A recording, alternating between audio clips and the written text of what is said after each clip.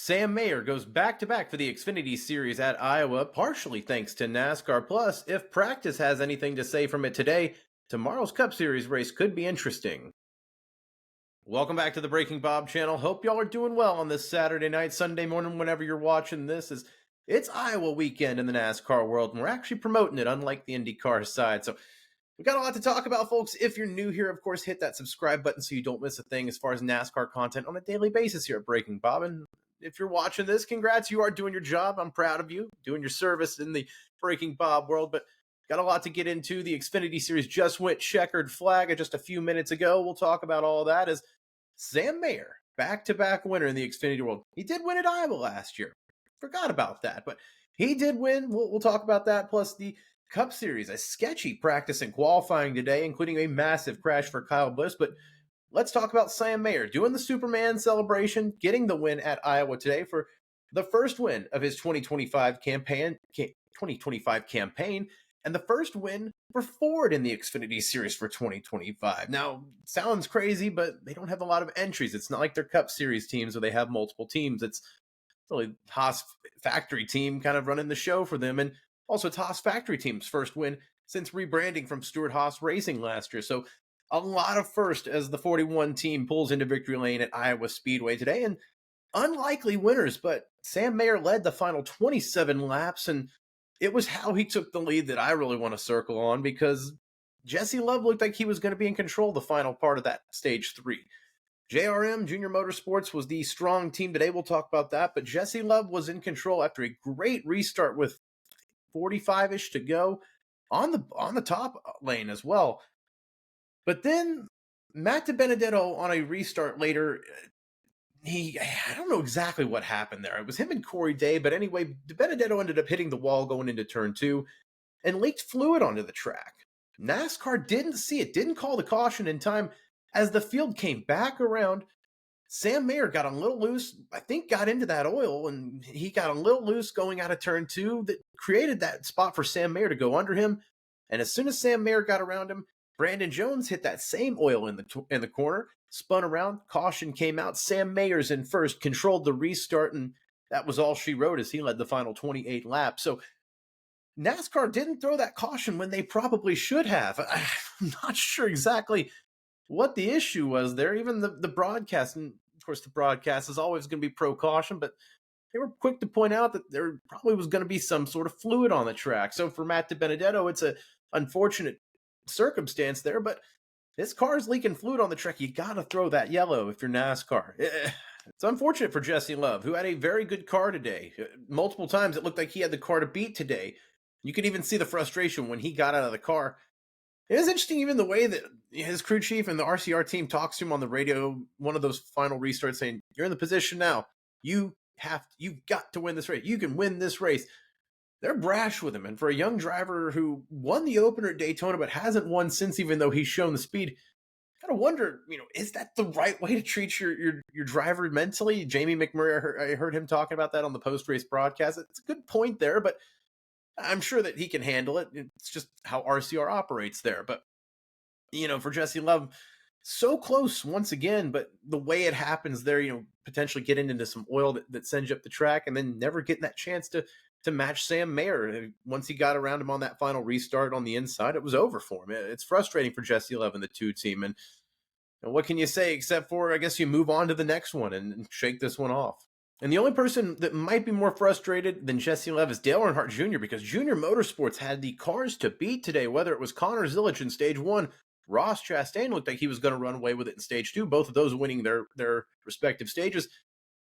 It looked like Junior Motorsports brought 4 cars that were very, very good today, running consistently in the top 12, but not to be. And Connor Zilisch shows the speed week in and week out and continues that hot streak with another top 5 finish, but wasn't easy the way he got there, as he was the cream of the crop at the first part of this race, and then issues on pit road got him back stuck in track position there, worked his way back to the field, got loose multiple times though, and saved it. Credit to his talent there. But one notable moment in stage 3 was when he got a little loose going 3 wide with teammates Justin Allgaier and Ross Chastain of the Junior Motorsports cars. Zilisch just got a little loose as the bottom car, sent Ross Chastain up into Justin Allgaier, who ended up going around. And Of course, Connor Zilisch and Justin Allgaier, teammates, but both battling for that regular season championship in the Xfinity Series. And Allgaier ended up putting new tires on and got back to 16th place, but Zilisch finishing 4th. You look back at incidents like that, that is a major moment in the regular season points chase. When every single position, you really look back at the end of the regular season and say, oh, that's really where this could have really been the difference. Connor Zilisch saving his car, it's frustrating for Justin Allgaier. I'm sure there'll be some talk about it internally on Monday when they debrief, but it shows that Connor Zilisch does have the skill and the speed to save the car, but still raw when it comes to learning on these oval tracks, these short tracks sometimes. And sometimes his teammates are the ones that fall victim to it, like Justin Allgaier. Definitely frustrating for the 7 team. And speaking of frustrated leaving the track, Taylor Gray in the 54 team for Joe Gibbs Racing. Another week where we looked at Taylor Gray with one of the fastest cars toward the end of the race there. He was hunting down Ross Chastain. And then on the final pit sequence, a lug nut issue with the 54 team that caused him to get sent to basically the back of the restart grid there, ended his chances at the win. Taylor Gray, another week where he's got the speed to be a top 5, top 3 car, potentially a winning car. But for one reason or another, a mistake, usually not of his own doing, just kind of unwinds his day. And especially when he's still trying to point his way into the regular season or into the playoff standings there. Can't have moments like that. It's frustrating there for Taylor Gray because he would have been one of those cars that was battling there for the race win with Jesse Love and Sam Mayer. But instead, just another week where the 54 team leaves saying, what if? And before I focus on the Cup Series part of Saturday's action on track, let's talk about some of the Cup Series guys that were pulling some double duty. Of course, Ross Chastain finishing 3rd in that Junior Motorsports entry. We've already talked about his day winning stage 2.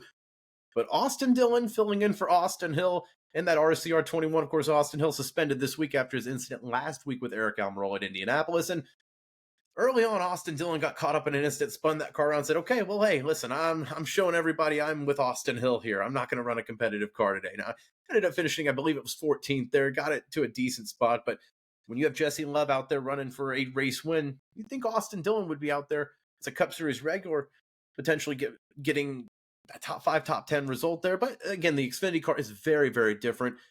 And then you've also got Carson Hosfar, who was in for Josh Williams, who, of course, was released this week, effective immediately for Kaulig Racing in that 11 car. Carson Hosfar, though, a 6th place finish there. So decent for Carson moving forward. It'd be interesting to see who they tab into that 11 for Josh Williams as he is a free agent now. It's going to be interesting to see where he lands. But the Cup guys doing some double duty this weekend.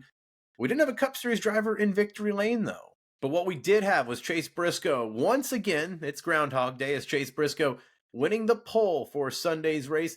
Back-to-back weeks. This is pole number 6 of the season for Chase Briscoe, pole number 8 of his career. Of course, last week in Indianapolis, the hometown Hoosier got it, but now this week he'll be leading the grid to green on Sunday from Iowa Speedway as Chase Briscoe, just shades of Ryan Newman with Rocket Man in 2003. Credit to Chase Briscoe, really one of the guys who's really stood out as far as 1-lap average qualifying speed this year. But otherwise, the main story from Cup action today on track was just the track itself and the quality, the sketchiness, it seems like, on corner entry. Of course, the straightaways, very smooth, can get in, drive into the corner hard, and then this, as they called it, multiple drivers on the broadcast today, the Frankenstein pavement on the corners as they, of course, did a half repave on the top grid last year, ruined the track almost for IndyCar, it sounds like, and NASCAR drivers weren't thrilled about it.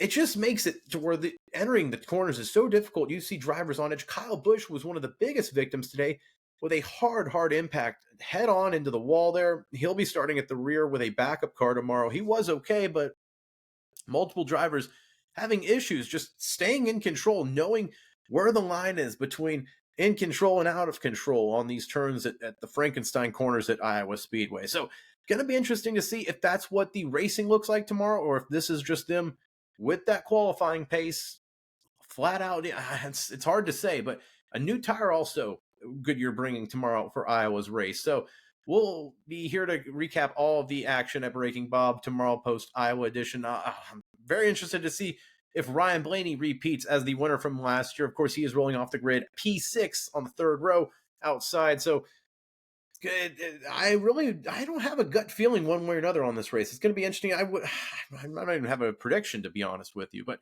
I'll be here to recap all the action tomorrow night, like I said. So if you like what you saw, make sure to like this video, subscribe to the Breaking Bob channel for more NASCAR content on a daily basis. Helps me out a ton. If you like this video, just make sure to like it. Like I said, helps me out a ton. But no Norman in this video. He's downstairs doing something else, but hopefully he'll be here for post-race tomorrow night. But stay tuned for more, folks. I'll see you on the other side next time. Post-race for Iowa on Sunday night. See you next time.